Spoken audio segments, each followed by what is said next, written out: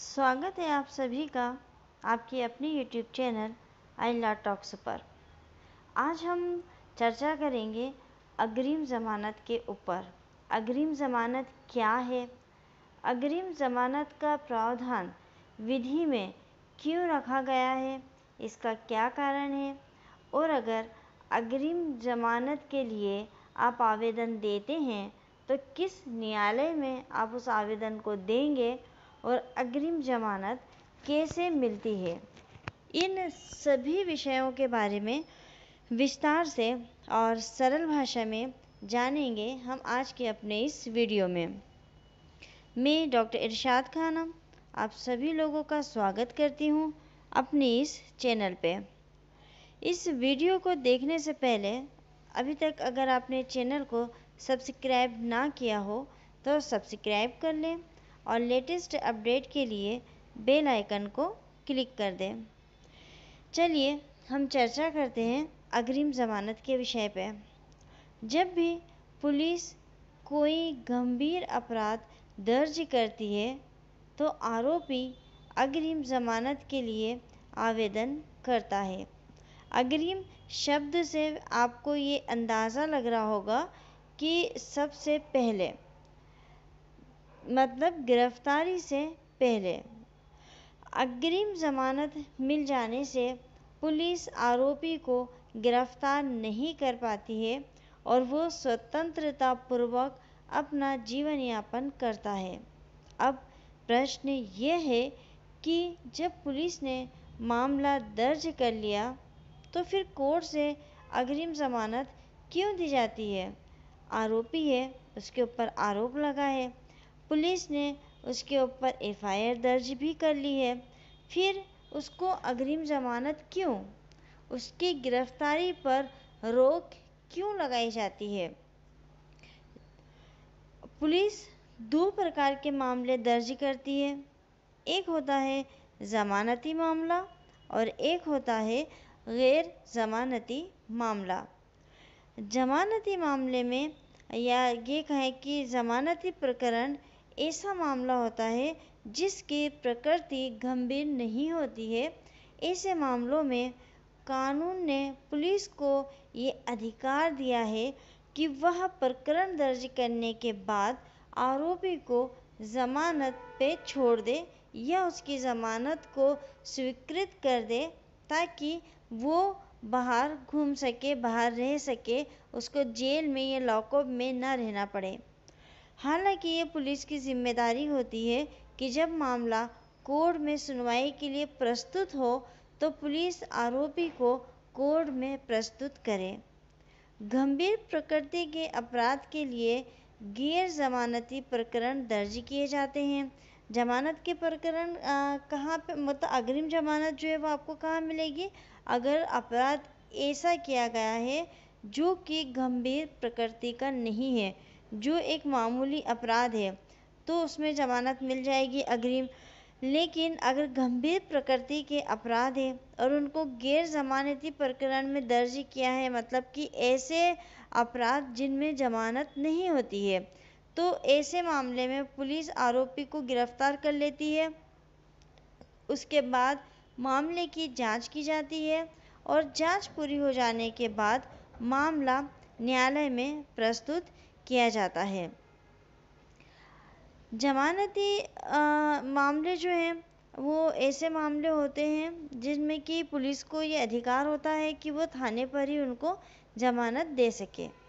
ऐसे ही मामलों में यदि आरोपी को दृढ़तापूर्वक के विश्वास है कि पुलिस ने उसके खिलाफ गलत मामला दर्ज कर लिया है और वह उसे प्रमाणित करने के लिए पर्याप्त सबूत रखता है, अगर आरोपी है और उसको ये पता चल रहा है कि पुलिस ने मेरे खिलाफ जो मामला दर्ज किया है वो मामला जो है वो झूठा मामला है, गलत मामला है और ये मामला गलत है, ये प्रमाणित करने के लिए उसके पास सबूत है। जैसे मान लीजिए फॉर एग्ज़ाम्पल कि एक व्यक्ति के ऊपर ही आरोप लगा है कि सैटरडे के दिन उसने एक व्यक्ति के साथ मारपीट की है। अब मामला उसके खिलाफ दर्ज हो गया है, लेकिन वो व्यक्ति थाने पर पहुंचता है, पुलिस के समक्ष पहुंचता है और पुलिस को ये प्रूफ देता है कि वो सैटरडे को उस शहर में नहीं था, यानी कोई ट्रेन का टिकट, बस का टिकट, या जहाँ सैटरडे को वो मौजूद था वहाँ के फ़ोटो, कुछ भी ऐसा सबूत जो पुलिस को ये साबित करवा सके कि वो आरोपी जो है वो उस मामले में नहीं शामिल था। अगर ऐसे पर्याप्त सबूत उसके पास है तो न्यायालय सुनवाई के बाद आरोपी को अग्रिम जमानत दे देती है। सरल शब्दों में अगर हम कहें तो अग्रिम जमानत यानी आरोपी की गिरफ्तारी का स्थगन आदेश। दर्ज मामले में पुलिस पहले की तरह जांच करती है और मामला न्यायालय में प्रस्तुत किया जाता है। अंतर सिर्फ इतना होता है कि पुलिस आरोपी को गिरफ्तार कर न्यायालय में पेश नहीं करती है, बल्कि आरोपी स्वतंत्रतापूर्वक जीवन यापन करते हुए स्वयं निर्धारित तारीख पर न्यायालय के समक्ष प्रस्तुत हो जाता है। अब प्रश्न यह उठता है कि अग्रिम जमानत याचिका किस न्यायालय में लगाई जाए। ये बहुत ही महत्वपूर्ण प्रश्न है जिसका उत्तर बहुत कम लोगों को पता होता है। ज़्यादातर वकील भी कहते हैं कि एक प्रक्रिया का पालन किया जाना चाहिए जमानत के मामले में, या तो एक प्रक्रिया का पालन किया जाना चाहिए या फिर नहीं किया जाना चाहिए। पहले छोटी कोर्ट में आवेदन प्रस्तुत करना चाहिए, यानी कि सेशन कोर्ट में। सेशन कोर्ट से अगर आपकी जमानत का आवेदन खारिज हो जाता है तो फिर उसके ऊपर वाली कोर्ट में अपील करना है, यानी कि हाई कोर्ट में। परंतु अग्रिम जमानत के मामले में इस प्रक्रिया का पालन करना अनिवार्य नहीं है। आमतौर पर जमानत जो होती है उसकी प्रोसेस क्या होती है, नीचे से ऊपर की ओर, यानी पहले सबसे छोटी कोर्ट कौन सी होती है, सेशन न्यायालय। वहाँ पर आप जो है आवेदन देंगे जमानत का। अगर वहाँ जमानत खारिज होती है तो हाई कोर्ट में खारिज होती है तो सुप्रीम कोर्ट। पर अग्रिम जमानत के मामले में ये प्रोसेस फॉलो करना ज़रूरी नहीं है। आरोपी अपनी याचिका जिला न्यायालय में, हाई कोर्ट में, कहीं पर भी प्रस्तुत करने के लिए स्वतंत्र है। ऐसा नहीं है कि उसको नीचे से ऊपर की तरफ ही जाना है, और जहां चाहे अग्रिम जमानत की याचिका प्रस्तुत कर सकता है। हाई कोर्ट में इस आधार पर कोई भी अग्रिम जमानत याचिका खारिज नहीं की जाती, क्योंकि वह इससे पहले जिला न्यायालय में प्रस्तुत नहीं की गई थी। हाई कोर्ट इस आधार पर अग्रिम जमानत को खारिज नहीं कर सकता कि आपने इसको नीचे की कोर्ट में नहीं किया था और सीधे आप हाई कोर्ट में आ गए हों। अब यहाँ आपको ये बता दें कि सीआरपीसी की जो धारा 438 है उसमें उच्च न्यायालय और सत्र न्यायालय को एक समान अधिकार दिए गए हैं जमानत के मामले में। अगर अग्रिम जमानत का आवेदन देना है तो सीआरपीसी की धारा 438 से प्रावधानित करती है कि वो आप सेशन न्यायालय में भी दे सकते हैं और आप उसको उच्च न्यायालय में भी दे सकते हैं। दोनों न्यायालय जो है वो अग्रिम जमानत की याचिका पर सुनवाई कर सकता है। यदि न्यायाधीश को ऐसा लगता है कि पुलिस ने गलत मामला दर्ज कर लिया है तो वह आरोपी को अग्रिम जमानत का लाभ देने के लिए स्वतंत्र होता है। अब हम ये देखते हैं कि जो पुलिस है वो फरियादी से जो कई तरह के सवाल करती है, उस कंडीशन में क्या अग्रिम जमानत का लाभ मिलेगा? तो ये एक महत्वपूर्ण प्रश्न है कि पुलिस मामला दर्ज करने से पहले फरियादी से कई तरह के प्रश्न करती है, अपने स्तर पर उसकी प्रारंभिक जांच करती है।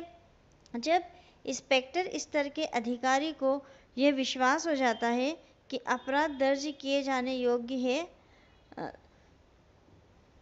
तभी उसे प्रथम सूचना यानी कि एफआईआर में दर्ज किया जाता है। प्रश्न यहाँ पर यह भी महत्वपूर्ण है कि जब पुलिस प्रारंभिक जांच कर लेती है और उसके बाद मामला दर्ज कर लिया जाता है तो फिर आरोपी को अग्रिम जमानत का लाभ क्यों दिया जाता है। देखिए यहाँ पर दो प्रश्न हैं। पहला प्रश्न ये है कि पुलिस मामला दर्ज करने से पहले फरियादी से कई तरह के सवाल भी करती है, उसकी प्रारंभिक जांच करती है। इंस्पेक्टर लेवल का जो अधिकारी होता है उसको अगर ये विश्वास हो जाता है कि अपराध जो है वो दर्ज करने के योग्य है, तो फिर वो एफआईआर दर्ज करता है।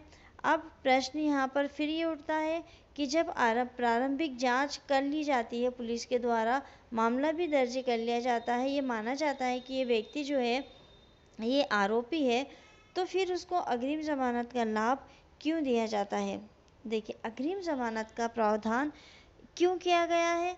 तो एक प्रकरण की सुनवाई के दौरान इलाहाबाद हाई कोर्ट में न्यायाधीश यशवंत वर्मा ने बताया था कि अग्रिम जमानत का प्रावधान संविधान में जो हमें व्यक्तिगत स्वतंत्रता का अधिकार दिया गया है, उसके अंतर्गत अनावश्यक उत्पीड़न की गारंटी भी जो दी गई है, उसके तहत अग्रिम जमानत दी जाती है। अग्रिम जमानत का प्रावधान इसलिए रखा गया है क्योंकि हमारे भारत के संविधान ने हमें व्यक्तिगत स्वतंत्रता यानी प्राण और दैहिक स्वतंत्रता का अधिकार हमको दिया है। उसी के अंतर्गत हमको उत्पीड़न से बचाव का भी अधिकार गारंटी दी गई है। तो सीआरपीसी की धारा 438 में इसीलिए अग्रिम जमानत का प्रावधान भी किया गया है। आरोपी को न्यायालय की ओर से दी गई अग्रिम जमानत पुलिस की जांच पूरी होने तक प्रभावी रहती है। अगर न्यायालय ने अग्रिम जमानत दे रखी है किसी आरोपी को, तो वो कब तक रहेगी उसकी अग्रिम जमानत? जब तक कि पुलिस जो है अपनी जांच को कंप्लीट नहीं कर लेती।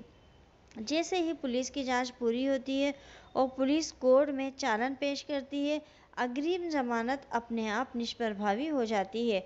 कोर्ट में चालान पेश होने के बाद अग्रिम जमानत अपने आप समाप्त हो जाती है। उसको समाप्त करने के लिए कोई अन्य प्रोसेस नहीं करनी होती है। आरोपी को जो निर्धारित प्रक्रिया है उसके तहत जमानत के लिए सक्षम न्यायालय में प्रस्तुत होना पड़ता है। न्यायालय एक बार फिर निर्धारित करता है कि अपराध की प्रकृति क्या है, पुलिस ने अपनी विस्तृत जांच में क्या पाया और क्या आरोपी को जमानत दी जानी चाहिए। यहाँ पर न्यायालय आरोपी को जेल भी भेज सकता है। मतलब अब यहाँ पर न्यायालय के ऊपर डिपेंड करता है कि न्यायालय आरोपी को जमानत दे या ना दे।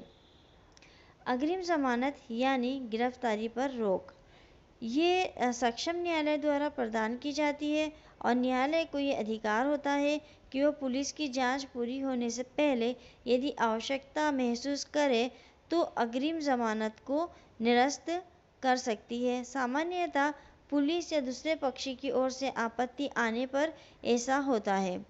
अब हत्या या जो रेप के मामले हैं वो भारतीय दंड संहिता के अंतर्गत जघन्य अपराध माना गया है। जघन्य अपराध मतलब सबसे गंभीर अपराध।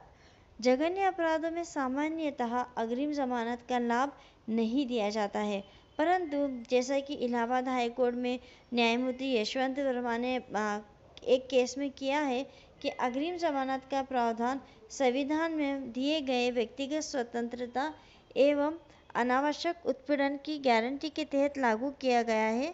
यदि आरोपी न्यायालय को ये विश्वास दिलाने में सफल हो जाता है कि पुलिस ने उसके खिलाफ गलत मामला दर्ज कर लिया है, तो आरोपी को रेप के मामले में भी अग्रिम जमानत मिल सकती है। जैसा अग्रिम जमानत की कोई प्रक्रिया निर्धारित की गई है, तो ऐसा नहीं है। अग्रिम जमानत की कोई भी प्रक्रिया निर्धारित नहीं है, या हम ये कहें कि अग्रिम जमानत की कोई निर्धारित प्रोसेस नहीं होती है, क्योंकि पुलिस प्रकरण दर्ज कर चुकी होती है, आरोपी को गिरफ्तार किए जाने का खतरा होता है। उस कंडीशन में आरोपी किसी भी सक्षम न्यायालय के समक्ष अग्रिम जमानत याचिका को प्रस्तुत कर सकता है, चाहे वो संबंधित न्यायालय में पुलिस की जांच के बाद उसका प्रकरण सुनवाई के लिए प्रस्तुत होने वाला हो, या सत्र न्यायालय से लेकर हाई कोर्ट तक कहीं भी अग्रिम जमानत याचिका दाखिल कर सकता है। अग्रिम जमानत मिलने का सिर्फ एक ही आधार होता है और वह ये होता है कि प्रकरण दर्ज किए जाने में कोई चूक हुई हो या फिर फरियादी ने किसी साजिश के तहत पूरा मामला ही झूठा दर्ज करा दिया हो। अग्रिम जमानत याचिका की सुनवाई के जो समय है उस समय में अभियुक्त या आरोपी का उपस्थित होना अनिवार्य नहीं होता है। अभियुक्त की ओर से उनका वकील अग्रिम जमानत याचिका पर अपनी दलील को प्रस्तुत करता है और प्रस्तुत साक्ष्य व दलीलों के आधार पर न्यायालय जो है अग्रिम जमानत याचिका का फैसला करते हैं। मतलब अग्रिम जमानत के लिए अभियुक्त या आरोपी दोनों आरोपी का फरियादी का किसी का भी उपस्थित होना ज़रूरी नहीं है। वकील उपस्थित हो जाते हैं, न्यायालय को आधार प्रस्तुत कर देते हैं, अपनी दलीलें दे देते हैं, साक्ष्य प्रस्तुत कर देते हैं और न्यायालय को अगर ठीक लगता है तो फिर वो अग्रिम जमानत दे देता है। सीआरपीसी की धारा 438 में उच्च न्यायालय एवं सत्र न्यायालय को समान अधिकार दिए गए हैं एवं अभियुक्त या आरोपी जहां भी उससे न्यायोचित सुनवाई की उम्मीद हो एवं उसके लिए सुविधाजनक हो वहां पर वह अग्रिम जमानत के लिए आवेदन कर सकता है। अतः इस तरह का कोई नियम नहीं है कि किसी एक न्यायालय से अग्रिम जमानत याचिका खारिज होने के कितने दिन बाद किसी दूसरे न्यायालय में अग्रिम जमानत की याचिका को प्रस्तुत किया जाए। यानी यहाँ पर किसी भी प्रकार की कोई समय सीमा नहीं है। अगर आपने हाई कोर्ट में न्यायालय के लिए अग्रिम याचिका के लिए न्यायालय में याचिका लगाई है अग्रिम जमानत के लिए और वो आपकी खारिज हो गई तो आपको एक समय सीमा निश्चित नहीं है। आप तुरंत सुप्रीम कोर्ट में अग्रिम जमानत की अपनी याचिका को लगा सकते हैं। यहाँ किसी भी प्रकार की कोई समय सीमा नहीं दी गई है। तो मित्रों, आज के जो वीडियो है इसमें हमने अग्रिम ज़मानत के विषय में विस्तार पूर्वक समझा है। अग्रिम ज़मानत किसे कहते हैं, अग्रिम ज़मानत किस न्यायालय में प्रस्तुत की जाती है, अग्रिम ज़मानत के क्या आधार होते हैं, आरोपी के ऊपर आरोप दर्ज होने के बाद भी अग्रिम ज़मानत क्यों मिल जाती है, यही सब चीज़ों को हमने जाना है आज के अपने इस वीडियो में। वीडियो अगर आपको पसंद आता है और चैनल की अगर वीडियोस आपको पसंद आ रहे हैं तो आप कमेंट्स करके बताइए। अधिक से अधिक इसको शेयर कीजिए, लाइक करिए, कमेंट्स करिए। मिलते हैं बहुत ही जल्द अगले वीडियो में एक नए विषय के साथ। तब तक के लिए शुक्रिया, धन्यवाद।